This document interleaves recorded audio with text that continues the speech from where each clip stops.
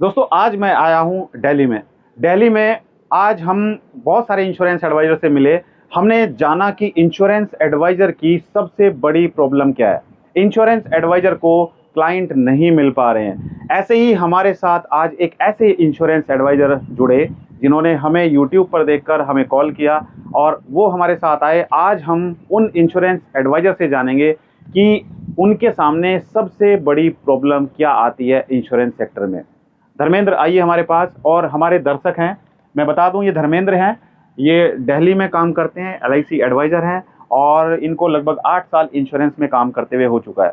धर्मेंद्र, हमारे दर्शक जानना चाहते हैं आप डिजिटल प्लेटफॉर्म के बारे में। आपने जैसे बताया था मुझे कि आपने डिजिटल मार्केटिंग सीखी थी कहीं से, लेकिन आपको फिर भी अच्छी क्वालिटी की लीड्स नहीं आ पा रही है। हम उन ट्रेनर का नाम तो आपको नहीं बताएंगे जिनके द्वारा इन्होंने डिजिटल मार्केटिंग सीखी, लेकिन हाँ, धर्मेंद्र बताएंगे कि कैसा रेस्पॉन्स आपको रहा, क्या प्रॉब्लम आप फेस करते हैं इस डिजिटल युग में।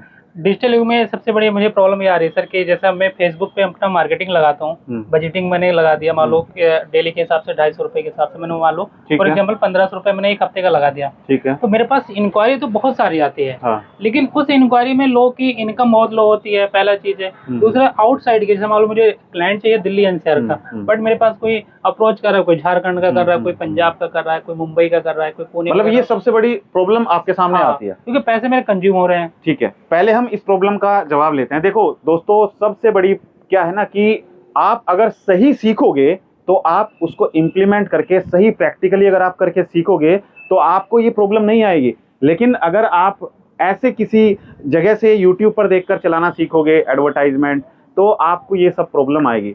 हम क्या करते हैं, हम आपको पूरा प्रैक्टिकली सिखाएंगे कि किस तरीके से आप कर सकते हो। इंश्योरेंस एडवाइजर जो भी ऑनलाइन लैपटॉप से, मोबाइल से अपना फेसबुक पर एडवर्टाइजमेंट चलाते हैं, सबसे पहले तो आपने फेसबुक पेज बनाना है।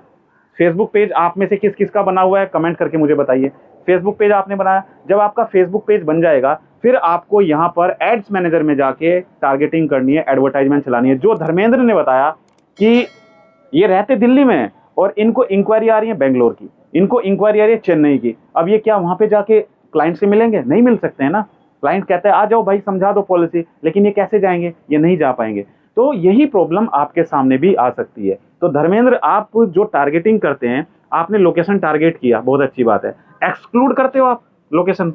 हाँ, एक्सक्लूड करता हूँ मैं। जैसे मैंने दिल्ली में कर दिया, दिल्ली कर दिया, गुड़गांव कर दिया, नोएडा दिल्ली क्यों एक्सक्लूड करेंगे जब दिल्ली में तो आप रहते ही हैं? दिल्ली को एक्सक्लूड क्यों करेंगे आप? दिल्ली को मतलब इंक्लूड करके एक्सक्लूड में आउट, जैसे मैं सिर्फ दिल्ली एनसीआर ही सिलेक्ट करता हूँ, बाकी और सारी चीजें एक्सक्लूड कर देता हूँ। फिर भी मुझे जो इंक्वायरी आती है ना, वो आउटसाइड की इंक्वायरी आती है। मान लो मेरे पास फॉर एग्जांपल 100 इंक्वायरी आई, तो 100 में से तो 90% तो आउटर के रहेंगे और 10% ही मुझे। मैं बताता हूँ इस प्रॉब्लम का समाधान, मैं बताता हूँ आपको क्या करना चाहिए। आपने लोकेशन दिल्ली को टारगेट किया, ठीक है, टारगेट कर दिया क्योंकि आप दिल्ली में रहते हैं, आपको क्लाइंट सिर्फ दिल्ली के चाहिए। आपने जाके गूगल पे जाके सर्च कीजिए हमारे देश में कितने स्टेट हैं।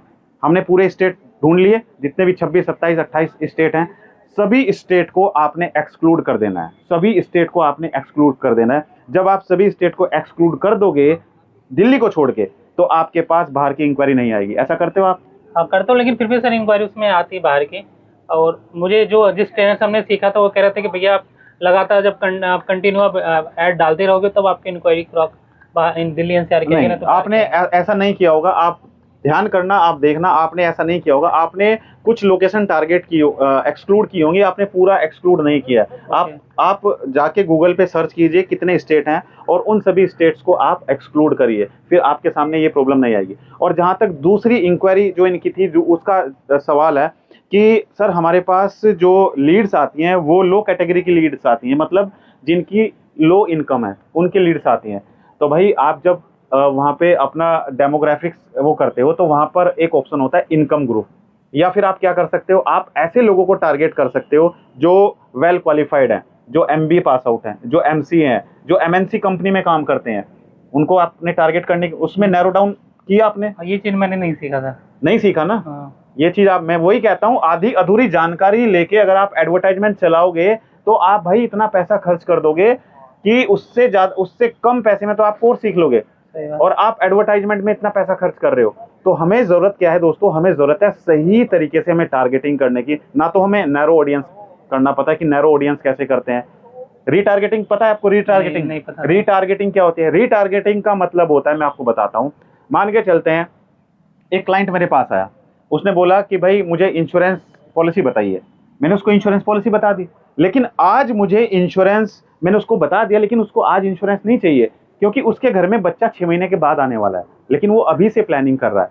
अब हमने उसको प्लान तो बता दिया, लेकिन उसके बाद हम उसको फॉलोअप नहीं कर रहे हैं, हम भूल जाते हैं। तो हम डिजिटल प्लेटफॉर्म के द्वारा भी रीटारगेटिंग कर सकते हैं। आपने देखा है, जब आप कोई जैसे अमेजोन पर आप कोई सामान पर क्लिक करते हैं, क्लिक किया आपने, क्लिक करने के बाद आप कहीं भी जाएंगे, किसी भी प्लेटफॉर्म पर जाएंगे, गूगल पर जाएंगे, यूट्यूब पर जाएंगे, फेसबुक पर जाएंगे, कोई न्यूज़ पढ़ेंगे, कोई आर्टिकल पढ़ेंगे, हर जगह आपको वही चीज़ दिखाई देगी बार बार। होता है कि नहीं होता? ऐसा होता है कि नहीं होता धर्मेंद्र? होता है, ऐसा होता है ना। तो ये कैसे होता है? ये रीटारगेटिंग होती है। हम रीटारगेटिंग करें, क्योंकि अगर हम अपना पैसा बर्न कर रहे हैं तो हमें रीटारगेटिंग करना बहुत ज़रूरी है।